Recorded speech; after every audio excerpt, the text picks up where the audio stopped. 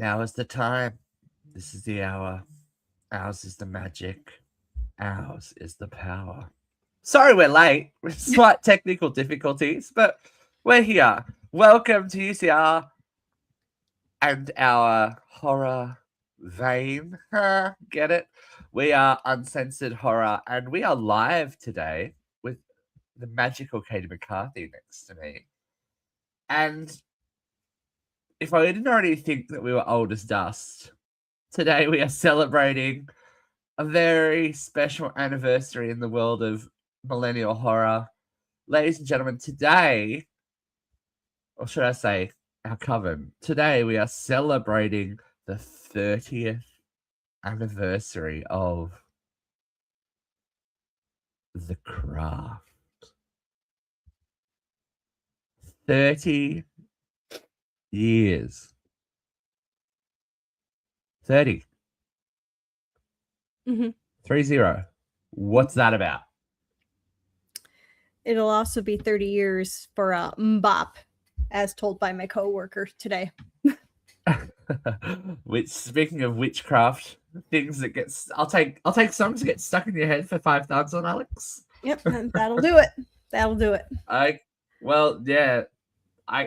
This one snuck up on me. I know, like, Scream happened. I was like, wow, Scream, 30 years. That's crazy. I can't believe it. And then I'm like, oh, wait, same vibe. All of these movies that were intrinsically linked to my teenagehood are now 30 years old. Mm-hmm. That's not good. That's not good. That makes me feel very, very, very old at the moment. I very much wanted to be every single character in that movie. Very badly. Which, Scream or The Craft? Yes. Both. Yes. Yes, and. Yes. Yes, and. All of the above. Yes. Well, I wanted the style of every single character. Mm-hmm. The 90s fashion was so cool. Yeah, let's reference this because I would have had to have seen this at the movies. I don't remember it though. I would have had to have seen it at the movies because I was in like no one's business when this movie came out. Like everyone else was. There was so much slow motion walking through the main quad at school. It was ridiculous. To Letters to Cleo. Right. Well, you're gonna be the soundtrack aficionado because you said to me we can't talk about this movie without talking about the soundtrack, and it was kind of the mainstreamification of the whole goth, at least goth light look. Right. This is when it came into mainstream fashion in the 90s, from what I remember. That was the birth of Goth Katie right there. It's all for Isabel's fault. Yes, pretty much. Yeah, she's to blame for a lot of things, I think, considering this movie. But I do remember, the more I think about it, I did go to the movies to see this, and to date myself very, very badly. Back in the day, one of the girls at school used to sell burnt CDs, and one of my burnt CDs that I bought off her for $5, which was a lot of money back in the day, was the Craft soundtrack. And she used to go to the trouble of printing the covers and printing like the disc art and sticking it all on and doing all that kind of stuff. But it was paper, It was not the vibe. But I definitely had the soundtrack. I was of this ilk. So you would have seen this on video first, right, Katie? Would have seen it on video first, yes. Played at many slumber parties. I was about to say, this is a good slumber party movie, definitely. It was a slumber party movie. And then we'd play light as a feather, stiff as a board. I mean, you gotta, right? You gotta. You gotta. But it was a big shift, and I think part of like Scream, American Pie, it was kind of the millennial reclamation of the teen film. We'd had the 80s Pretty in Pink genre stuff that was very popular, and the Gen Xers love it. The Gen Xers love a good Sweet 16. So sorry, 16 Candles, Pretty in Pink, Breakfast Club. I love The Breakfast Club, I gotta say. I mean, I love all And those movies too.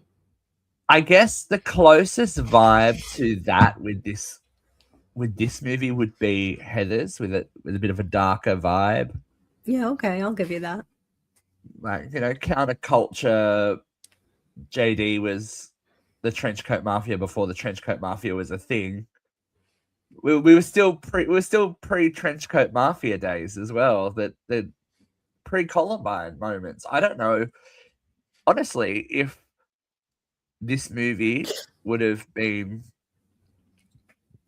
as widely received post, you know, Columbine. This movie would have never happened. I mean, we are post Satanic Panic in this, and we're kind of re-embracing that. But yeah, it sits in a very niche little moment in time, doesn't it? I think this movie would have never happened. Hazel Stella. Yeah, right. I think there's something to be said about Satanic Panic versus Columbine, because definitely there's something very tangible, obviously, about a school shooting versus devil worshipping. Granted, there was, I mean, I suppose if you look at it like was the what's Memphis 3 after this or before it? I think it was before it. Before. So, well, this was kind of during the West Memphis 3 stuff was so long ranging, but it was sitting in this moment. It's definitely in the zeitgeist at the moment, and all of that was going on. But it does bear, I think, a conversation about the counterculture mainstreaming, and then us kind of going backwards, going, well, obviously it was the movies that did it, but no, it's the society that did it to these kids, and that put the outsiders firmly on the outside. And that's a big theme of this movie, is outsider culture, outsider individuals finding their coven and processing grief and torture and all of that kind of stuff, and it manifesting in different ways. So there's somebody's thesis, I think, for film studies. Maybe get into that. But get into it. I truly don't think this would have passed if it came out after Columbine, because so many people blamed anything. People like Marilyn Manson. Yeah. Anyone with dark clothes on, eyeshadow, eyeliner. It was not the vibe. So people like me who fetishized Veruza Balls would not. The hot topic girlies. Yes, it wouldn't have worked. Right. So, well, we're gonna talk more about it later, but we will probably get into the film now, because I have some quotes from one of the stars of the film that references all of this. But I guess we have to do our preamble, right? If you haven't seen The Craft, it's been out for 30 years. What are you doing? Maybe if you haven't, give it a watch, or give it a rewatch, because I rewatched it last week because the anniversary was 10 days ago. It was on the 13th, the 3rd. It's 13th today here in Australia. But I forgot how good this movie is. And Daddy's it occupies a space in my brain, but it's not something that I rewatch regularly. I used to watch it a lot more when I was obviously in my teenage years, but I haven't watched this in a good while, and I was like, oh, okay, yeah, I see why this took off. You just kind of forget how many movies he was in the 90s until you just like. We'll talk about your boyfriend. We'll talk about your boyfriend. We'll talk about the whole cast in a second. Not boyfriend. But Daddy. we will kick off with obviously the girlies in question. Well, 3/4 of the girlies in question open the film. Rachel True, the inimitable Nev Campbell, and of course Veruza Balk are chanting as we get our very, very 90s intro floating through the clouds with our superimposed craft logo and everything. It was achingly 90s, wasn't it? Achingly 90s, and such a 90s Semi-hard band rock. opening the movie with Our Lady Peace, who were just huge in 97. I mean, just 96, 97. That was it. That was their big moment there, because what, Clumsy just came out in 96, 97. So Superman's Dead was blowing up. It was that time for them. So that was Tomorrow Never Knows. That was a Beatles cover. I love that song. And we are introduced to Sarah Bailey, a troubled teenager who moves from San Francisco to Los Angeles with her father and stepmother. Robin Tunney, yeah, she was having a bit of a moment back then too, wasn't she? Mm-hmm. She was so cool. She was the cool girl's cool girl. I love that character. She was just so effortless. Like, she just kind of moved across the screen. Like, I was gonna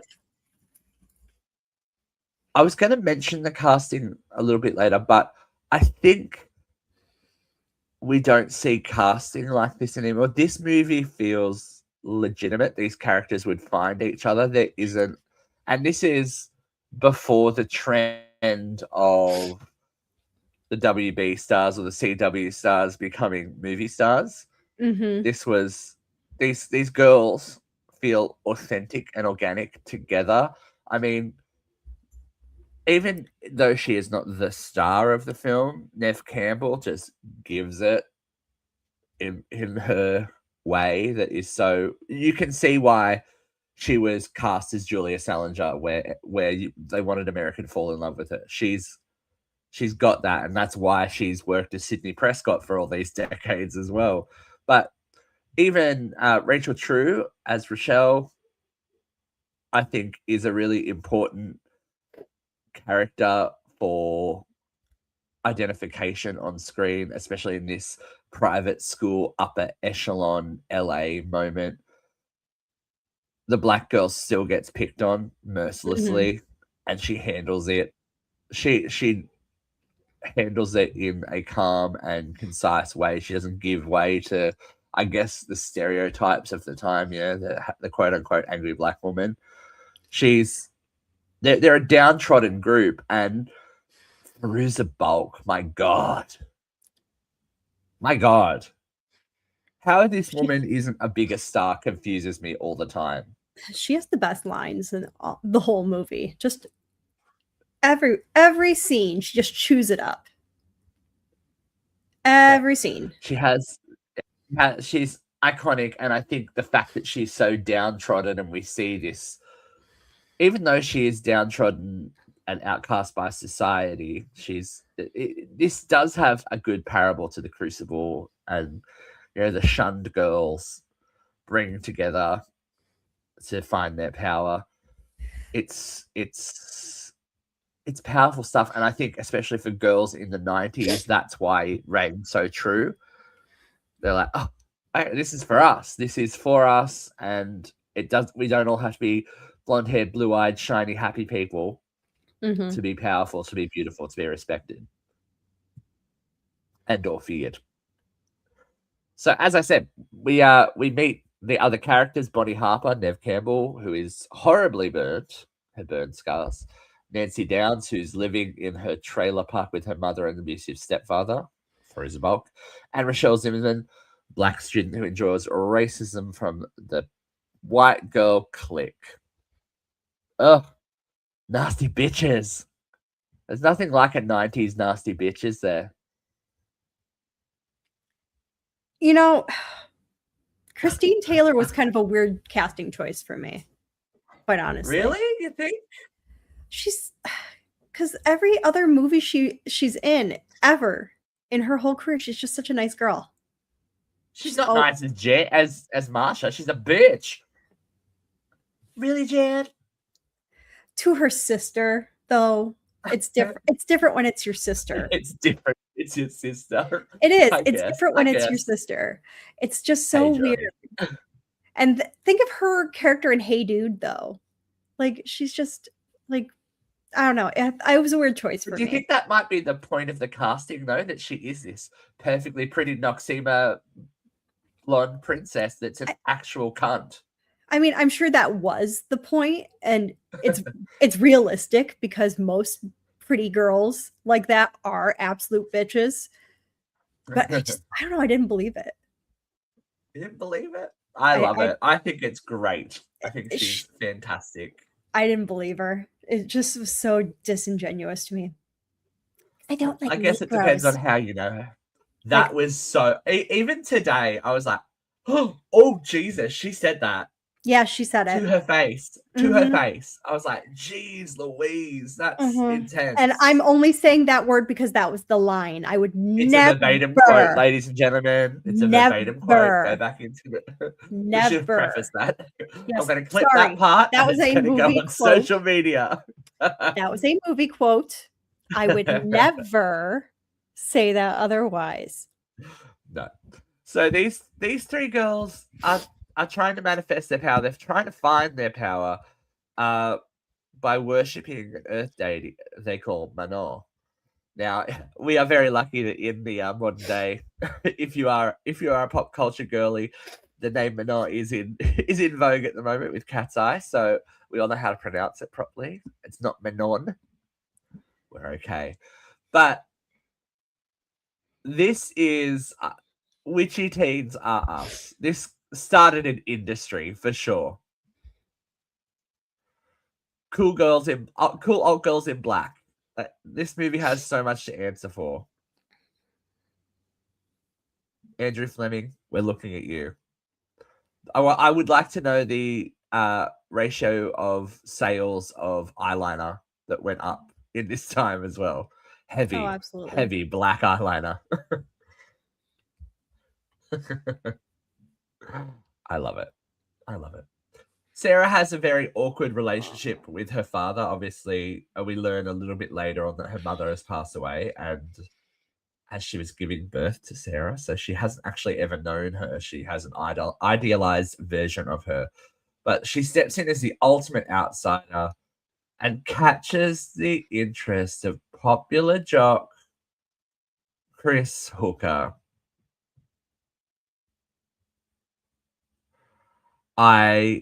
See, this is where my disassociation comes in. I have such a hard time seeing him as anyone else but Billy Loomis. And I know he's had a career. Look, even on Riverdale, he's like older Billy Loomis. This is true. It's so weird to see him without the signature hair, as like, you know, the Billy Loomis, I guess, who was it? Jason Priestley, like swoop back, slick back moment. Yeah. It's kind of actually a bit more like Greaser, isn't it? The Scream look, but he looks like a quintessential 90s jock.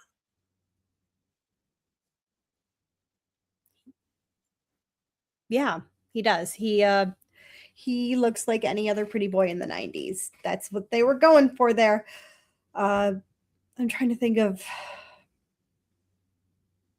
And just so good at playing an asshole too. Yeah. Like, oh, he's like oozes on screen. And of course, Breckin Meyer is it's a 90s movie, so Breckin Meyer's there. Just offering Snyder sides with his little bob. Who was the third guy? I can't even think of his name. Random McDude. Oh, okay. We'll just call him. I think he's just I think he's popped up in other stuff, but if we're talking 90s movies of note and measure, obviously Travis is worth the re-mention because he kind of plays alt Travis in this movie, doesn't he? Travis was like the underdog but lovable guy, and in this movie he's a complete asswipe. It's nice to see them playing against type in a different movie of the same ilk, like era ilk anyway. I think that it's cute. Nathaniel Marston. Oh, he's dead. Nathaniel. Oh. R.I.P. Nathaniel Marston. Sorry to hear. Died in 2015. Oh, damn. So Sarah obviously catches the attention of Chris, but at the beginning, she's a bit aloof. She's a bit standoffish. She's like too cool for school. I don't think like she gives away her cards too easily. She's very cool and aloof, as the new girl needs to be, I think, in high school. You can't show up and go, I'm here, I'm ready, I want to fall in love with the school jock. But this is where we get our... Oh, sorry. Oh, no, I think she came off a little too strong for sure. This is where we get our first inkling that something supernatural may be afoot. When Bonnie sees Sarah levitating a pencil in class, given the signature Nev Campbell exhale, inhale, she good at that. Mm-hmm. She good at that. That's her bread and butter. That inhale, exhale, cry on cue, and launch into anger and whatever. But you've got to remember when this was as well. That pencil levitating is pretty impressive.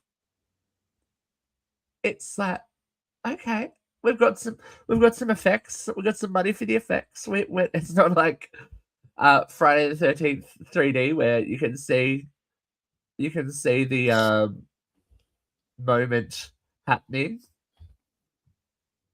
It's like, okay, I would feasibly believe this is happening in real time. And I mean, who doesn't want to levitate a pencil in class? If I could do that, I wouldn't be doing anything else.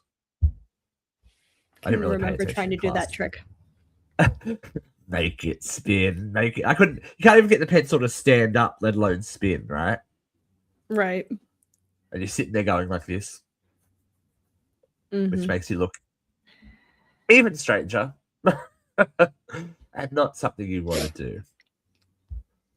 But this is where Bonnie is convinced that Sarah is the fourth, the essential member to complete their coven and represent the four elements, which we will get to when we call the corners.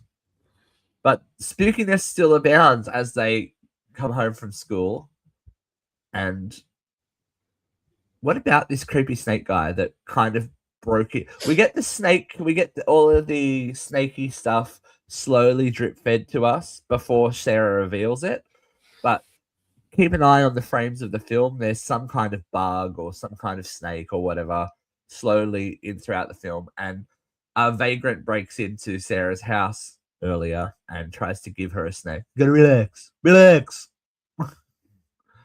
No, you have a large snake in my house. I am not going to relax or do anything like that. It's not the vibe. But as they encounter him again walking home, we have, I think, what we will call the supernatural stare. Everyone gives him the glance. And then he's surreptitiously run over. Yeah, I can totally do that with my mind too. I mean, if that was an option, there'd be a few less people walking around today. That's all I'm saying. Definitely have made life easier. This is true. Definitely have made life easier. And this is where they're convinced that they can have the power to make things happen. Their combined power has made it happen. And this is where we get the revelation from Sarah that she has attempted suicide before. She even did it the right way. The right way? How do you know the right way? Shut up. Shut up, Michelle. Well, how do you know? Just their little asides are so natural, and it doesn't ever feel like a line reading, I guess is what I'm trying to say. Yeah, the banter feels very natural. Everything feels very, very natural. And the passion that Nancy has for something bigger, something more powerful is very convincing. And you can see, I think in a different light, Nancy might have been a cult leader. She could have had that kind of moment. I mean, how do Very we know she's not a convincing. cult leader already? Well, true. She kind of is. So yeah, Sarah Mhm. reveals that she when she was going through, I guess, her psychotic episode, she was seeing snakes and spiders and all that stuff all the time. And it was part of her downfall. So keep that in the back pocket. Be careful what you tell new friends, I guess, is the one of the lessons we learned from the craft. Keep some stuff in your pocket because it may come back to haunt you quite literally. Ooh. We get their little witchcraft shop moment, and I think this movie again, as I said, brought the new age shop into vogue. So many candles were purchased, So many candles. incense, spell books, dream catchers, tarot cards, crystals, all the things, right? I mean, I know I hook, line, and sinker got into this. We all tried to do a little spell, right? We all did that. We can all Oh yeah. safe space. We can admit that. Yep. Yep. Hmm. Yep. It's Oh not yeah. it's not as fun to do by yourself, but you know, you got to do what you got to do. We have our little shrines. We wait for the full moon, all that kind of stuff. I don't know. I this is just me as me. What about as a teenage, as a teen tween girl? Did this speak to you, Katie? Like, what did it do for you? Obviously, Oh well, obviously I wanted to find my power and be a very powerful witch and cast spells and find revenge upon my enemies. Obviously. Obviously. And make the popular, no, not the popular boy because I didn't like him. But yes, but yeah, I it I it definitely just wanted to be powerful and cast yeah, spells and be cool like that. and that's the appeal, right? Is to have that kind of power that you wouldn't necessarily normally encounter. The appeal was mostly to float too. Yeah, well, look, floating's a vibe. Yeah, Floating is a vibe. a vibe for But sure. and we do learn that everything you put out, you get back times 3 in this movie. Hmm. And intention is a big thing. Because Sarah does agree to go on a date with Chris, but then we see Chris's true form as he spreads a rumor that Sarah put out and she was a lousy lady. Yeah, that's pretty That's much a all. different kind of evil, right? That's a different kind of evil. That's the kind of evil that still exists to this day. That's not just a 90s thing. And I think that that's why it still translates.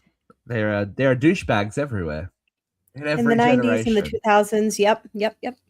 It Unto translates. every generation, a douchebag Hmm. is born. It's like Buffy. Yep. They alone have the strength and skill to make everyone feel like shit. But this is where the girls make a choice to take a stand.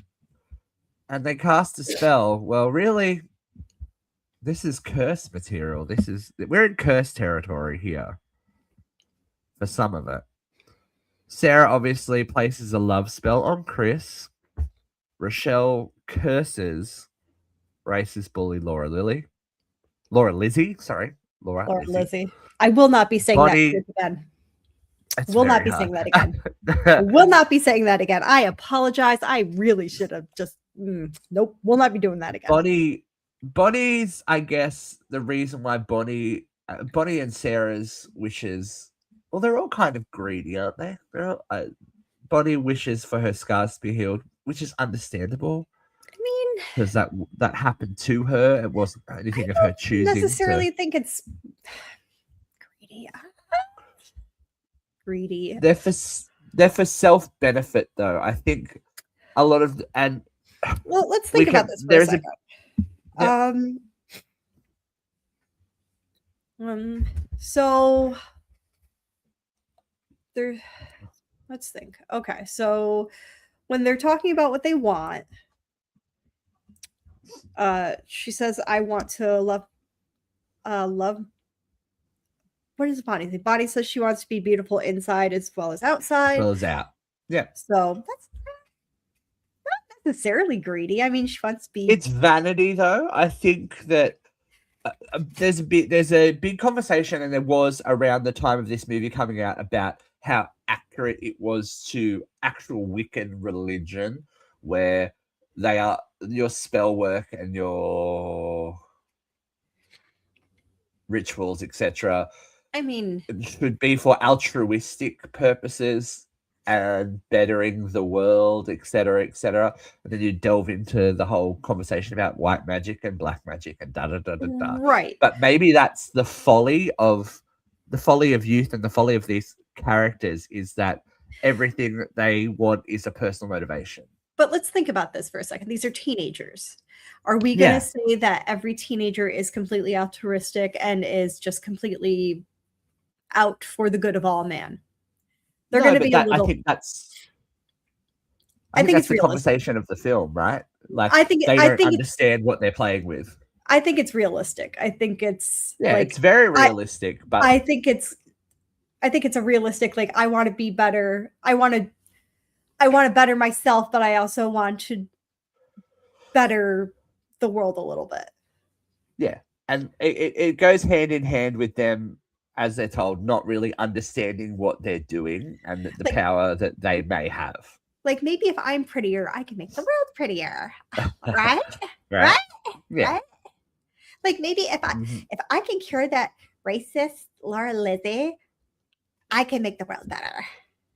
But that's probably the most noble one out of all of them, to stop that racism. That is probably the most noble one. That is probably the most noble one. Look at Nancy. She just wants all the powers of Manon. Right. That's all. That's all. That's all. That's all. I live for it. Oh, excuse me. And that's okay. The spells succeed. Chris becomes literally obsessed with Sarah. Bonnie's scars heal as she gets her hot girl moment. Laura Lizzie's hair begins to fall out. Let's stop this for a second. She was never not hot. Okay. I know, but she was covered up. She was hair over the face. She was sheltered girl. All she had to do was wash that greasy hair, and she would have been hot. She was never not attractive. Okay. I know, scars are not that. This is the thing. She's movie girl. You know, scars. She wasn't gonna have full. Nev Campbell's hot. We understand it, but the energy is very different when she walks back in, and she's like, I get bitch it, alert. The 90s were so weird about making these conventionally pretty women unattractive. Like Rachel Lee Cook, you're going to tell me this girl is not attractive. Oh, she wears glasses. Yeah, and covered overalls. Kyle and I look at Ali Sheedy though. Back in the 80s, she was meant to be like hideous. It's like, okay, sure. Even as recent now as in Send Help, we just watched, Kyle and I. You're going to tell me Rachel McAdams is unattractive. You're going to tell me you're going to frizz up her hair and put her in baggy clothing, and you're going to tell me that woman's unattractive. Okay. Movies. Okay. We'll forgive movies for what they like. Sam Raimi, I love you, but I don't know what the fuck you were thinking there. But moving on. But yes, okay. And this is where it starts to ill towards the dark side. Laura Lizzie's hair falling out, which is, just. I have no problem with that. Yeah, no, she deserved that. Nancy's stepfather has a heart attack during an altercation in the trailer. Nancy has it the hardest, I think, because there's obviously a lot they're not saying about the relationship there, possibly. I don't know. That's always been a vibe. And just her growing up, her mother is obviously an alcoholic. They're living in a trailer. The trailer is leaking very badly in the rain. I'm like, oh God, we don't need that to happen. Right. But this is where the darkness kind of happens. But it doesn't start out dark, because when he dies, they get a payout, and they're able to move it on up in the world, literally, to a high-rise luxury apartment. How much was the payout again? It was not much. It was like $100,000 or something. $175,000, maybe. If you're a craft head, tell me. 107. Yeah, I think it was. I'm trying to remember what they were screaming at each other. $175,000, which is not a lot, but to any as in modern times, actually, to me, that's a lot of money. Yeah, I would still take that though. But for $175,000 to buy you a high-rise apartment, a Connie Francis jukebox, hey Vera, and all of the above, that money stretched a long way without lawyers' I'm getting fees. Myself canceled again. You are. I'm just letting her know I'm getting myself canceled again. Oh, but that money went a long way. Good on them for making a dollar stretch in LA as well. I don't know if I don't know if they made it stretch. I feel like they kind of blew it all on the high rise, but that's neither here nor there. Yeah. But was it worth it? Well, we'll see. Nancy's mother's just drunk, but Nancy is drunk on power. And Connie Francis. Connie Francis Records. Connie Francis. Let me tell you something about Connie Francis. She was the Mean Girls mom, wasn't she? She was. I'm a cool mom. Yeah, Nancy convinces the girls to join her in a ritual of invoking the spirit, despite the warnings of the practicing witch in the occult shop. This is where we get the iconic line when they get off the bus. Watch out for those weirdos. We are the weirdos, mister. I have socks to say that. Yes. But this is like their major spellcasting moment. We've had little bits and pieces where obviously Light as a Feather, Stiff as a Board took over slumber parties for the rest of the decade, if not longer. Everyone's convinced it worked at least one time, right? We're all very convinced that we made someone. We all made somebody levitate. We accessed the power in. The power of a glamour was revealed, which will come back later. But again, pretty impressive for the time. Yeah. CGI was in its infancy, but we can change hair color. We've got these butterfly. I wonder if these butterflies were part special effect, part real effect, because it still looks pretty real. I didn't think the special effects were terrible in this movie. No, not at all. Could have been a lot worse. Considering where it was, you know? Mm-hmm. So I think it would be that mix of practical and some digital, which is interesting. Now, a bit of trivia. They had to reshoot this scene a couple of times because there was some eerie happenings on set. Ooh. They did this invoking the spirit, and then later that night, they were meant to go back for reshoots, but the tide rose so much that it washed away that entire beach. Oh, wow.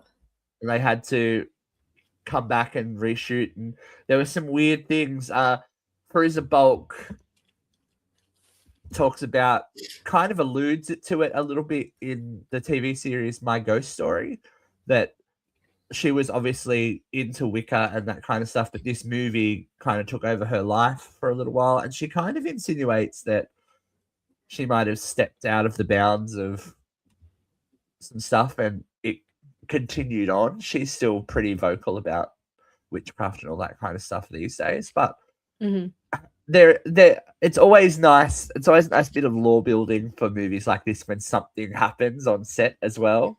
It's like, oh, well, I was waking up at 3 a.m. and I had scratches, and then I floated, and then a dog began to talk to me and offered me a delicious life with the goat down the street, and all of that good stuff that happens to witches. We love that for them. Mm-hmm. And all those, Nancy's literally walking on water when the invocation of spirit actually works. And she has an offering of sharks, dead sharks. And I think this is when the director went, okay, turn it up to full volume, please. And she's like, you want me to be crazy? Let's go. We can do crazy. Frieza Bulk's performance kind of amps up another level here where she basically just begins to disassociate and goes mad with power. I would do the same thing, quite honestly. When you're walking on water. Yep. Mm-hmm. When you're walking on water. But the spells themselves begin to twist, as we said, whatever you get out, you put back, or whatever you put out, you get back times 3. Bonnie's vanity becomes a bit more obvious, and she does turn nastier. And who knew? I guess we'll find it out later. Neve Campbell's never really played a bitch, but it's there. In Bonnie, you can see like, oh, you're a catty little thing, aren't you? Mm-hmm. But she becomes a bit crueler, a bit nastier. Rochelle's spell obviously works too well, and Laura Lizzie's just fucked. And Chris turns rapey when Sarah goes, I don't want this anymore. You need to back away. Mm-hmm. And very 90s moment. We're going to a party. We're going to a party that ends in bloodshed. Well, not blood, because there's not really any blood in this movie. Not a lot of blood anyway. There's only Sarah's blood, I think, and a few finger pricks of blood. I wonder, you know what surprises me is that we don't have a preamble on this movie now. Ingesting of bodily fluids is not suggested by the producers of this movie, etc. That's true. Don't drink with your sisters, because you never know what they've been doing. This is true. But mad on power and offended by the slight, and I guess jealous, because we're kind of, well, at this point, it hasn't been spelled out too much by Chris, but Nancy tells Sarah that that Chris is a disease, that obviously they have had their interactions in the past, and there is definitely some jealousy there on Nancy's behalf as well, with Sarah becoming the apple of Chris's eye, as it were. So she seeks her revenge. She uses the glamour to impersonate Sarah and seduces him at the party. But when the real Sarah arrives, shit quite literally hits the fan. And as you said, sometimes you just got to levitate to get your point across. Pretty much. This is unhinged moment. Hey, sorry. I feel like they should have really cast her in Girl Interrupted as well. She would have eaten the house down in Girl Interrupted. She's got that psychosis. And then she's got that psychosis. And do we think that Nancy intentionally threw Chris out the window, or was it a reaction of her psych? Did she go there to murder him, or was it a punishment that she was after? I think it was like an opportunity that just kind of came up at the last second. Like, she didn't go intending to murder him, but like when the opportunity came up, like, yeah, I'm gonna do it. Mm-hmm. And then the reality of the situation comes in as their spellcasting has a body count of 3 now. We are getting up there. We're racking up the bodies as powers expose themselves. Sarah realizes that things have gone too far and attempts to bind Nancy, which does not end well for her. And I guess this is every teenager's worst nightmare, when you do take a stand against the whoever the queen bee of your clique is, that they will come after you and they will ruin your life. Quite literally. Thank God they don't have supernatural powers most of the time, though. Because this is like killing off the limpy gazelle. she's not, and this is where we see Bonnie. Like, how have you been sleeping? And you're like, oh, you're a bitch. You're a bitch. You know what you're doing. And they're playing games with her. Quite literally. They're using the craft against Sarah.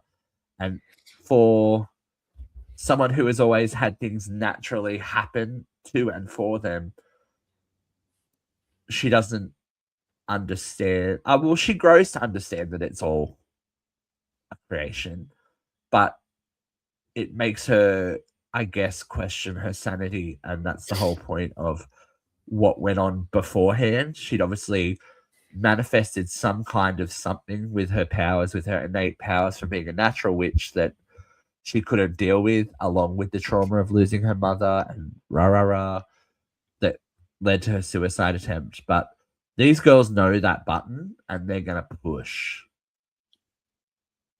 hard.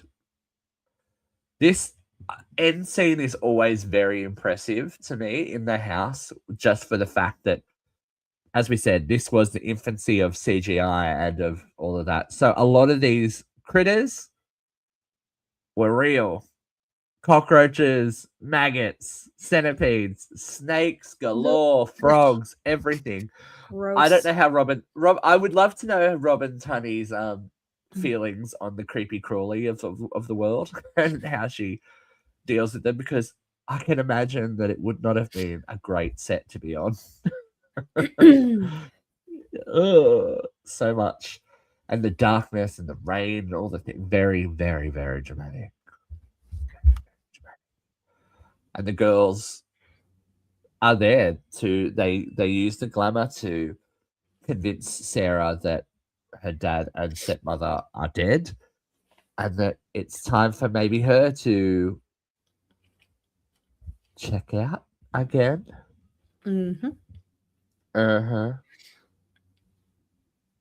This, yeah, I guess this is the dark side that we don't always see, and it's quite literally manifested through the supernatural, but the cannibalistic nature of teenage friendships, that one minute it's a ride or die and the next minute you're the sacrificial lamb when you step out of line. It's That's true. right. It's I have seen it happen,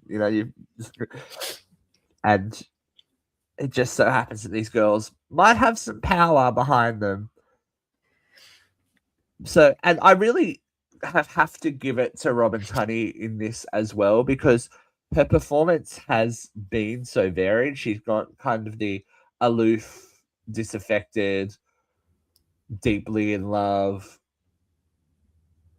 empowered, and now to an unraveling, which she does so well. Like, she's very versatile. And we've had this conversation before when we're talking about horror movies, that I think this generation of actors, and probably the ones that came after them in the early 2000s, could act. When we get to, your mid 2000s horror movie, PG horror movies, some of that acting from the kids from Pretty Little Liars and all of that kind of stuff, you're like, oh, ouch. But these guys could all carry the weight of the story that they were entrusted with, and I think that's what makes it so good, especially at the end with Robin and Firuza at loggerheads. You're like, whoa. Because by all rights, if Sarah wasn't internally strong and internally powerful, both, in herself and through her magic, Nancy would have won. Mm-hmm.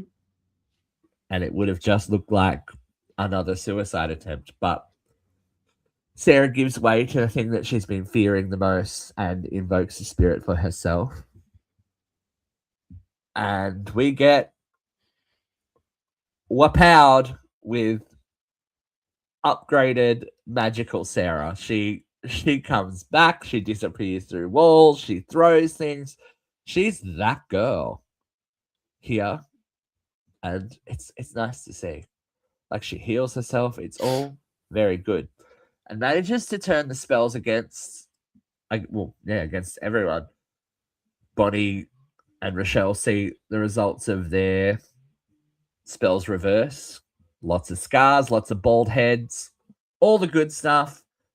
And then, of course, Nancy just has to be taken care of. Lots of flying. I'm Lots of wire work. flying. I'm flying. We'll fly, but yeah, Feruza's got the crazy, I guess, signature Feruza bulk. The short curly hair, big lips, big eyes. Sarah smash it, and I think that the mirror imagery is very interesting. The shattering of one image to reveal what's behind it. You're like, oh, film studies. And now that she's defeated, Nancy can be taken out of the equation, and Sarah can successfully bind her. But all is not over. Bonnie and Rochelle, look, the synopsis says they hope to reconcile, but I don't think they hope to reconcile. Bonnie and Rochelle are going to check that they're not in the line of fire, and if there's any use left in the powers, I think, is the whole thing. But Sarah, when Bonnie and Rochelle have a little joke, Sarah summons a very impressively quick lightning storm. That's uber specific. I'm like, well done, girlfriend. And proves that but not only stripped those who abuse their power, and she warns the girlies that they better be careful. You don't want to end up like Nancy, who we find strapped to a bed in a psychiatric hospital, insisting she can fly. I mean, technically she did fly. Yes, but not no more. She not going anywhere. We're strapped to a gurney and dosed with drugs. But that is the end. Or is it? No, that's where it should. That's where it should have ended. Well, we're going to discuss this now. So, budget of $15 million.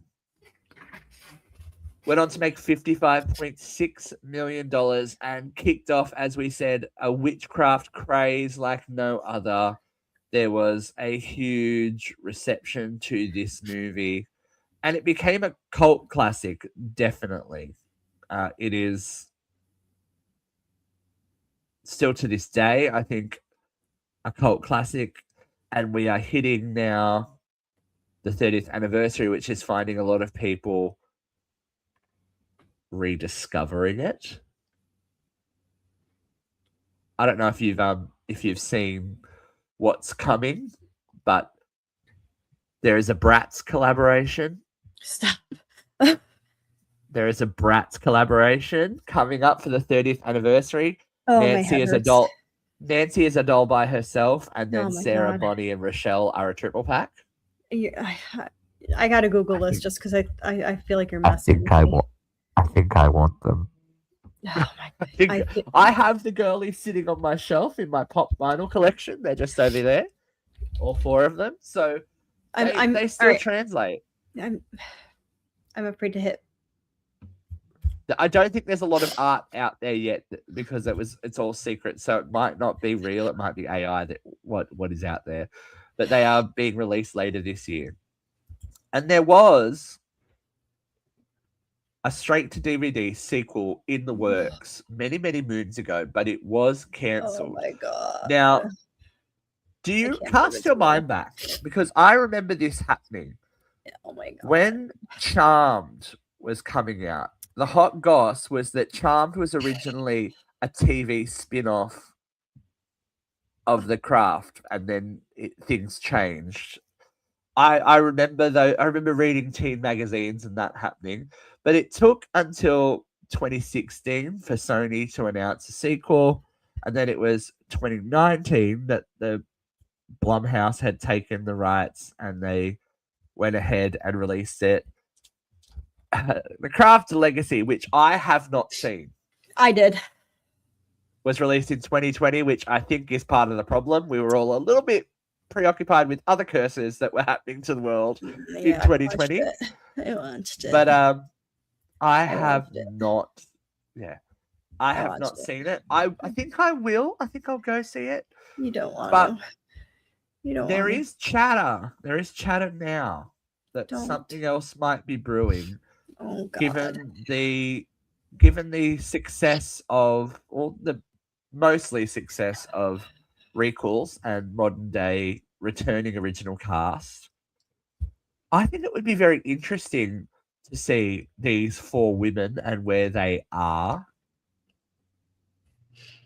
and how being pulled back into that friendship, that association, what that does, because let's face it, millennials rule the world at the moment, and that's very much where we are existing. How does your modern day life stack up against your school life, your school friends, all of that kind of stuff? I think it could be a very interesting story, but I don't want a sequel that doesn't have all 4 of these women in it. So it was so bad. I know that there was, I don't want to spoil the Craft Legacy, but I know that at the end there might have been a little bit of a teaser that something was happening and somebody was there, but there's no spoiling anything. I don't want to spoil it. There's no spoiling it. It was so bad. There is growing gossip around possibly something else happening, which I would be down for if it was the original cast. Like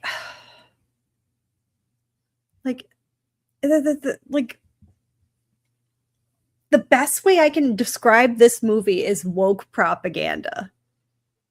And this is coming from me. It's gone too far in the other direction, is what you're saying. Yes. Yeah.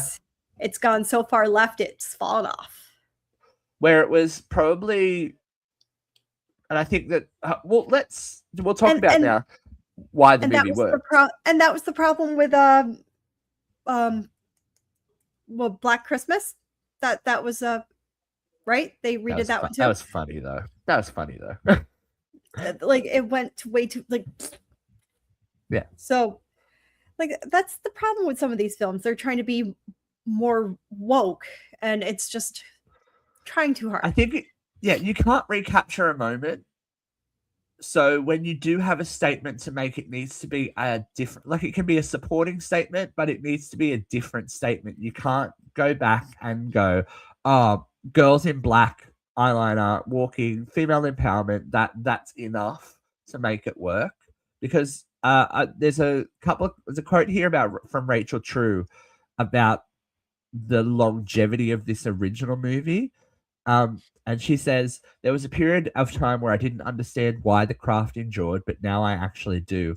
I think what the original craft did well, and what I was not aware of at the time, was it captured the angst and anger of the zeitgeist of that particular nature. The rage all girls felt, all of that stuff that had been suppressed under shoulder pads in the 80s with the baby boomers was now able to be set free. Before that, most of the teen movies were very separate. She obviously is talking about female empowerment, but also racial empowerment. You have the white teen movies by John Hughes. We grew up with them, but the Asian character was the butt of the joke, and they were all Anglo. In the 90s, there were black teen movies, but they were separate. And The Craft kind of brought everything together. She says, the addition of me in there helped as far as I hear from young, weird black girls, she says. But I'm black, and black doesn't crack, so I knew I wasn't too old to be in this movie. Because she was old. She was the oldest teenager. I think she was 7 years older than Nev Campbell when they filmed this movie. That's crazy. Well, let me give you an example of what I mean. Like, gonna sneeze. I'm trying to avoid it. So in the original movie, wow. I'm just kind of spacing out here Having for a a second. blank. So Chris and Sarah, she wants Chris to fall in love with her. I can't remember the main characters' names, but there's two characters like that in this movie. And instead of that, like the odd girl out has this popular douchebag turn into this very sensitive and caring soul. And it's like it's just very weird. Like it's something that would like never happen. You would never get the incel to turn into some woke feminist. It would never happen. It would never in a million years just happen like that. It was just very like no. I guess that's you can't transplant these stories. They have to say something new, and I think we've seen it with I think the success of the reboot of Scream. It says something new about the genre, about the story, about the tropes. And I think to a lesser extent, that's why something like I Know What You Did Last Summer didn't work for some people, is that they weren't moving the story forward. They were just trying to retell it with different characters. That never really happens. At least with Heathers, when they redid the TV series, they gender swapped, they did all that kind of stuff. But there was extra to that story. It wasn't just a complete retelling of the movie in a TV format. I think that when you come back, especially to IP that is loved, because people love this movie, you have to offer the fan base something different, something more. Because the fan base don't just love the witchiness, they love the characters. So you've got to have, if not those characters, archetypes of those characters that are slightly different, that offer more, and not just a retread. Because then you're in like bad 90s sequel territory where you've got someone's distant cousin, blah, blah, blah. And it doesn't work when they're the same character. But I think we can wrap it up there. And out of 5 severed snakes, Katie McCarthy. Out of what? How many severed snakes? Oh, severed snakes. I thought you said out of 5 7 snakes. I'm like, wait, how does that work? 5 7. No. It's 6 7. I know. I was just offering it up. How many decapitated snakes are you giving The Craft? Oh, obviously 5. Obviously. It's pretty perfect. It's perfect. It's pretty perfect. And I still want to be every single character in that movie and wear all their clothes and I still want to float and cast spells and yeah. So until next time, we are going to say hail to the Guardians and the Watchtowers of the North, etc., etc. We're going to get on a beach. We're going to get real witchy with it. And we'll be back. We do have to address the ready or not of it all because... Hear us. There was a sequel. Hear us. Hear us. Subscribe to our channel. Like our page. Hear us. And join us next time on Uncensored Horror. Blessed be. Blessed be.